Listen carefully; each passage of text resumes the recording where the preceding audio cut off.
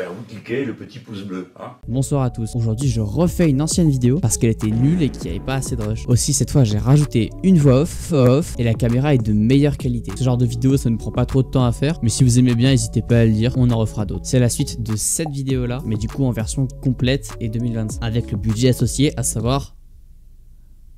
Déjà, ça c'est mon clavier. C'est donc un clavier très simple avec des switches Cherry MX rouges et des keycaps en ABS. Vous remarquerez qu'il y a quand même deux customisations sur ce clavier. Première chose, cette keycap en PBT double shot de chez Wooting m'a tout simplement été offerte avec l'achat du Wooting UU que j'utilise tous les jours. Je trouve que ça donne un petit côté original à un clavier qui a vraiment aucune gueule de base. L'autre customisation, c'est simple, vous allez l'entendre.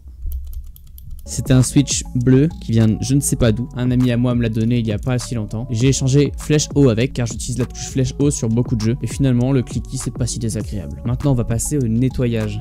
Donc en premier on va prendre le clavier et je vais le mettre loin de mon setup. Vous allez vite comprendre pourquoi. Petite hydratation.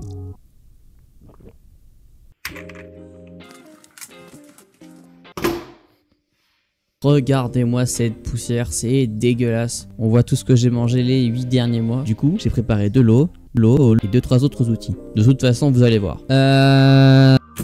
Voilà, regardez, ouais, c'est vraiment pas beau à voir. Bon, on va nettoyer tout ça. Donc je vais commencer par enlever les touches. Pour ça, je peux utiliser cet objet. C'est un keycap puller. Ça fonctionne de manière très simple. Vous prenez la touche, vous levez, c'est fini.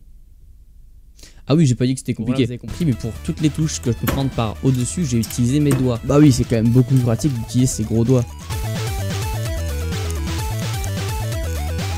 Voilà, donc une fois toutes les touches enlevées, on peut vraiment voir à quel point c'est immonde, hein, surtout vers les touches qui sont à gauche, le ZQ, SD et tout le bordel.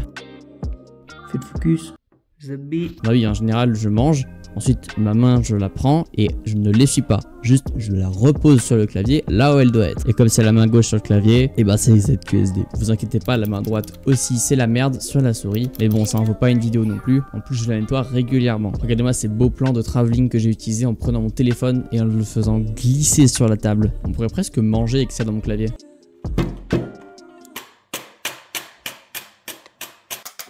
Voilà, ça c'était tout ce qui était non fixé sur mon clavier. Pour enlever cette couche de crasse qui reste, on va utiliser une brosse à dents. Et oui, elle est un peu tordue, mais c'est celle que ma mère utilise pour la vaisselle, donc j'avais que ça. Donc cassez-moi pas les stéréo, sauciflard. Oh. Du coup pour le reste, j'ai décidé de faire ça avec un coton-tige et un peu d'eau. Un tout petit peu, hein, parce que sinon s'il y a de l'eau dans le clavier, c'est vite la merde.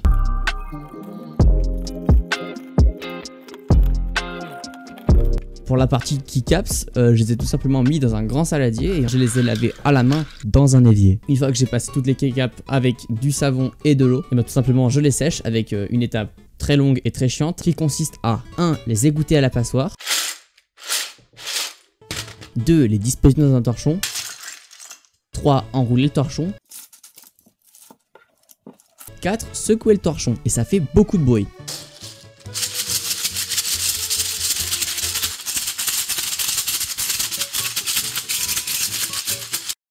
Au bout d'une bonne grosse minute à m'exploser les oreilles, j'ai obtenu ça, des touches pas sèches. Pour remédier à ce problème, je me suis déterré et voilà un long plan d'un quart d'heure de moi qui nettoie tout avec un coton-tige.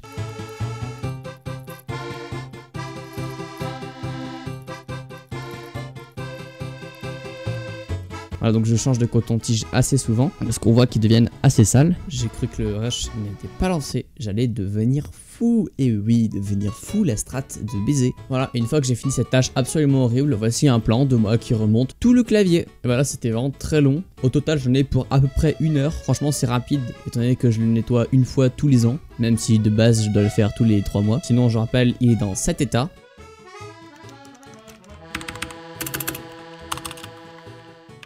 Donc voilà, j'espère que cette vidéo vous aura plu. C'est